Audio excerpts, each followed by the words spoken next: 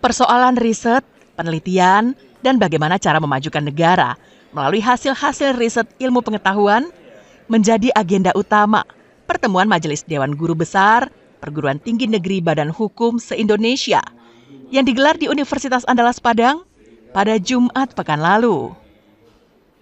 Pada pertemuan itu, tampil sebagai pemateri utama Menteri Pendidikan Tinggi, Sains, dan Teknologi, Profesor Brian Yuliarto.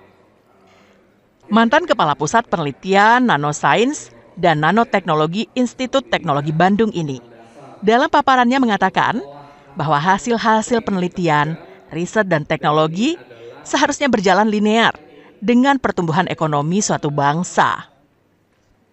Bagaimana bangsa kita menjadi bangsa yang maju, bagaimana bangsa kita menjadi bangsa yang sejahtera.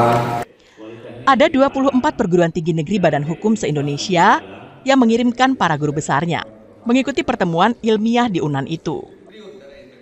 Ketua Majelis Dewan Guru Besar PTNBH yang juga guru besar di Universitas Gadjah Mada, Profesor Muhammad Baikuni, mengatakan pihaknya akan mengajak para guru besar dari semua perguruan tinggi di Indonesia, baik negeri maupun swasta, untuk mengangkat perekonomian bangsa melalui riset ilmu pengetahuan dan teknologi, supaya bisa bangkit secara ekonomi, sosial, dan kebudayaan.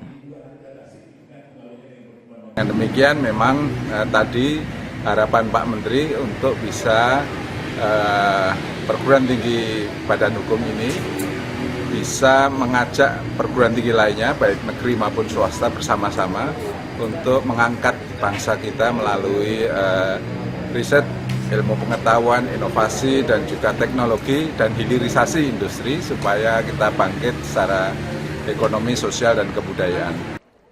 Menurut Ketua Dewan Guru Besar Universitas Andalas, riset yang dilakukan oleh para guru besar tidak hanya sebatas karya ilmiah di atas kertas saja, tapi juga diterima oleh industri dan bermanfaat bagi masyarakat.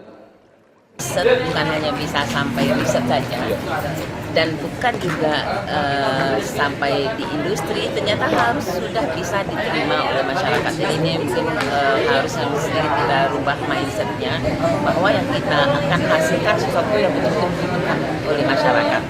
Insya Allah dengan acara yang ini biasanya kita lakukan beberapa kali dalam setahun ya, Prof, ini bisa memberikan dampak ya. Kritikan datang dari seorang profesor dari Universitas Diponegoro Semarang. Menurutnya, selama ini perguruan tinggi telah melakukan riset dasar dan riset terapan.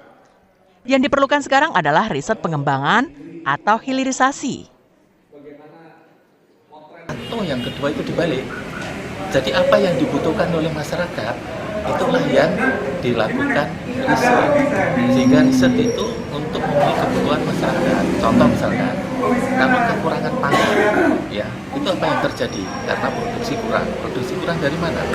Apakah ada bibit, ya tanaman atau padi yang kurang produktif? Maka risetnya tentu riset yang ke sana. Indonesia punya potensi besar keragaman alam, sumber daya alam, dan budaya untuk dilakukan penelitian ilmiah dan inovasi oleh para guru besar perguruan tinggi agar dapat dikembangkan lebih lanjut demi kejayaan bangsa. Johordio Anse melaporkan dari Padang.